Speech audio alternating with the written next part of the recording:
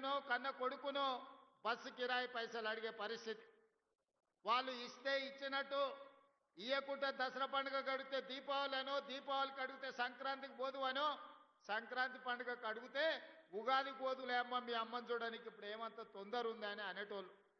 కానీ ఈనాడు మా అక్కలు ఇంటి ఆయన పొలం కాడికి పని మీద పోతే మళ్ళీ వచ్చే లోపల అమ్మగారింటికి పోయి అమ్మని చూసి అమ్మ కష్ట సుఖాలు చూసి మళ్ళా ఎప్పట్లాగా ఇంటికి వచ్చే పరిస్థితి. ఎక్కడ చెయ్యి చూపిస్తే అక్కడ బస్సు ఆపే రోజులు ఈ రోజు వచ్చినాయి.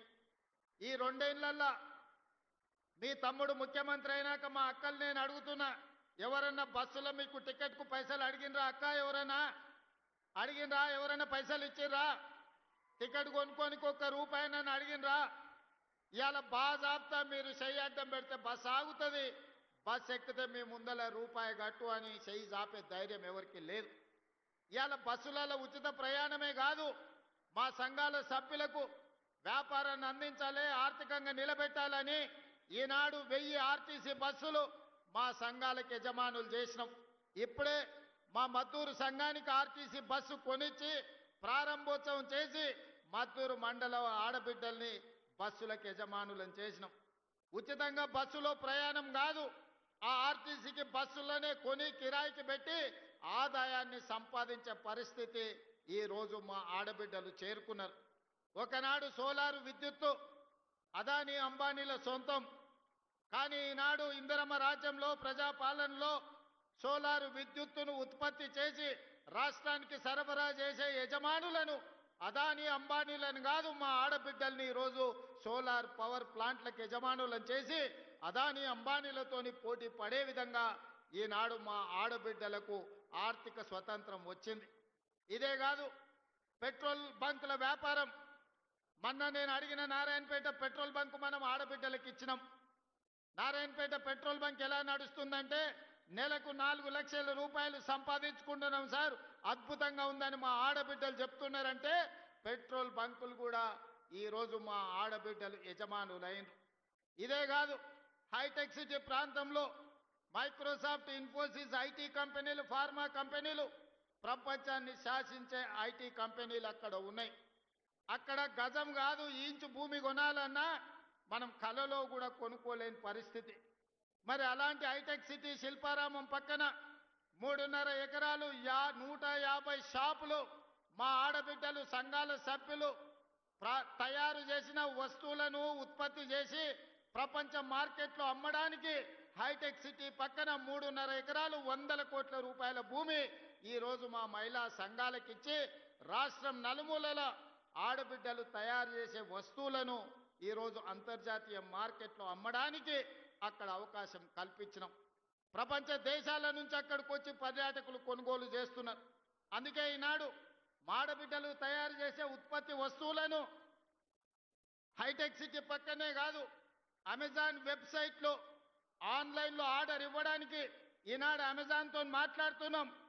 ఈడ కొడంగల్లో ఎన్కపల్లో ఆడబిడ్డ ఏమైనా తయారు చేస్తే ఎన్కపల్లో ఆడబిడ్డ తయారు చేసిన వస్తువు అమెజాన్ అమెరికాలో ఉన్న వాళ్ళు కొనుక్కోవడానికి ఈనాడు వాళ్ళందరికీ మనము ఏర్పాట్లను చేస్తున్నాం. ఇవన్నీ కాకుండా ఇవన్నీ చేసిన కుటుంబం యొక్క సమస్యలు తీరవు. కుటుంబం యొక్క సమస్యలు తీరాలి అంటే పిల్లలు చదువుకోవాలి.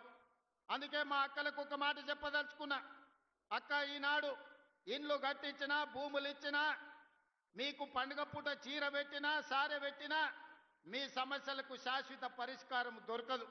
అందుకే ఈనాడు ఎడ్యుకేషన్ అండ్ ఇరిగేషన్ మన ఆర్థిక పరిస్థితిని బాగు చేయడానికి, మనల్ని అభివృద్ధి పదం వైపు నడిపించడానికి, మన జీవితాలలో వెలుగును నింపడానికి ఈనాడు మన రాష్ట్ర ప్రభుత్వం కంకణం కట్టుకున్నది. దానికి ఒక ప్రయోగశాలగా కొడంగల్ నియోజకవర్గాన్ని ఎన్నుకున్నాం. ఏనాడైతే మీకు ఇవ్వడానికి ఈనాడు అసైన్మెంట్ భూములు లేవు, మీకు ఇవ్వడానికి కోట్లాది రూపాయలు లేవు, మీకు నేను చేయగలిగిందల్లా మీ పిల్లలకు చదువులు చెప్పించడమే. మీ జీవితాలలో వెలుగులు రావాలి, మీరు బాగుపడాలి అంటే మీ పిల్లలు చదువుకోవాలి. ఇవాళ దామోదర్ రాజ నరసింహ గారు ఒక గొప్ప మంత్రి అయ్యి రాణిస్తున్నాడంటే గొప్పగా చదువుకున్నాడు కాబట్టే, ఇంజనీరింగ్ గ్రాడ్యుయేట్ అయింది కాబట్టే ఈనాడు రాజ్యాన్ని నడుపుతున్నాడు, రాష్ట్రాన్ని పాలిస్తున్నాడు. ఇవాళ చదువుకున్న వాళ్ళు ఈ వేదిక మీద ఉన్న కలెక్టర్లు కావచ్చు, ఐఏఎస్లు కావచ్చు, ఐపీఎస్లు కావచ్చు, పేద రైతుల కుటుంబాలను, దళితులను, గిరిజనులు పుట్టిన వాళ్ళు బాగా చదువుకున్నారు కాబట్టే ఇవాళ వాళ్ళు ఈ వేదిక మీద గొప్ప వాళ్ళై కూర్చున్నారు. అందుకే మా అక్కలకు ఒక్క మాట చెప్పదలుచుకున్నా, మన జీవితాలలో మార్పు రావాలి, మన బ్రతుకులు బాగుపడాలి, మనం భవిష్యత్తులో గొప్ప వాళ్ళం కావాలి అనంటే మన పిల్లలు చదువుకోవాలి. మన పిల్లలు చదువుకోవాలంటే పాఠశాలలు ఉండాలి, పాఠశాలలకు వెళ్ళడానికి అవసరమైన వసతులు ఏర్పాటు చేయాలి. అందుకే ఈనాడు అక్షయ పాత్ర వాళ్ళతో మాట్లాడి కొడంగల్ నియోజకవర్గంలో దామన్న 312 పాఠశాలలు ఉన్నాయి, 28,000 మంది విద్యార్థులుంటే ఉదయం తల్లిదండ్రులు కూలి పనికో వ్యవసాయం పనులకు వెళ్ళినప్పుడు ఆ పిల్లలకు టిఫిన్ పెట్టకపోతే కాలే కడుపుతో బడికి వస్తే వాళ్ళు సరిగ్గా చదువుకోలేకపోతున్నారని ఆలోచన చేసి అక్షయ పాత్ర వాళ్ళతో మాట్లాడి అమ్మ ఎట్లా ఆలోచన చేస్తుందో, అన్న ఎట్లా ఆలోచన చేస్తాడో ఆ విధంగా ఆలోచన చేసి ఈనాడు కొడంగల్ నియోజకవర్గంలో ప్రతిరోజు ఉదయం అక్షయ పాత్ర వాళ్ళ సహకారంతో 28,000 మంది విద్యార్థులకు ఉదయం పూట నాష్ట పెడుతున్నాము. ఈ సంవత్సరం బడికి 5,000 మంది విద్యార్థులు పెరిగినరు. ఒకనాడు టిఫిన్ చేయకపోవడం వల్ల, ఇంటి దగ్గర పనులు ఉండడం వల్ల పిల్లలు పాఠశాలకు దూరమైనరు, చదువులకు దూరమైనరు. అందుకే ఆలోచన చేసి నా కొడంగల్ నియోజకవర్గంలో ఏ ఒక్క విద్యార్థి కూడా ఆకలితో బాధపడకూడదు, ఆకలితో బడికి రాకూడదు, ఆకలితో చదువు మీద శ్రద్ధ కోల్పోకూడదని ఆలోచన చేసి ఈనాడు ప్రతి పాఠశాలలో 312 పాఠశాలల్లో 28,000 మందికి ప్రతిరోజు ఉదయం ఒక మంచి నాష్ట పెట్టి వాళ్ళ ఆరోగ్యాన్ని కాపాడడమే కాకుండా వాళ్ళ ఆకలి తీర్చే ప్రయత్నం చేస్తున్నాం.